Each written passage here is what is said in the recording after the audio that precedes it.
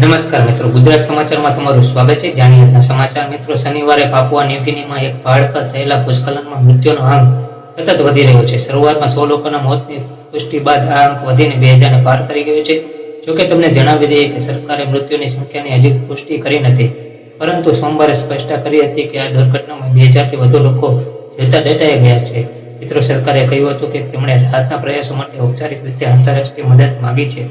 યુએનને લખેલા પત્રમાં national disaster સેન્ટરમાં કાર્યકારી નિર્દેશકે જણાવ્યું હતું કે ભૂસ્ખલનથી 2000થી વધુ લોકો જીવતા દટાઈ ગયા હતા અને તેમને મોટી દુર્ઘટના સર્જાઈ હતી। વિદેશ મંત્રી એસ જયશંકરે સોમવારે પાપુઆ ન્યૂગિનીમાં ભૂસ્ખલનને કારણે જાનહાનિ અને સંપત્તિના નુકસાન અંગે શોક વ્યક્ત કર્યો હતો। તેમણે એક્સ પર લખ્યું છે કે અમારી સંવેદના સરકાર અને લોક સાથે જ છે। મિત્રો, ભારત આ મુશ્કેલ સમયમાં અમારા મિત્રો સાથે ઊભું જ છે। જયશંકરે કહ્યું હતું કે ભૂસ્ખલનથી વિસ્તારમાં ભારે નુકસાન થયું છે। અમે પીડિતો અને તેમના પરિવારો પ્રત્યે સહાનુભૂતિ વ્યક્ત કરીએ છીએ। મિત્રો, આવી જ માહિતી માટે ચેનલને સબસ્ક્રાઇબ અને વિડીયોને લાઈક કરજો। મિત્રો, ધન્યવાદ।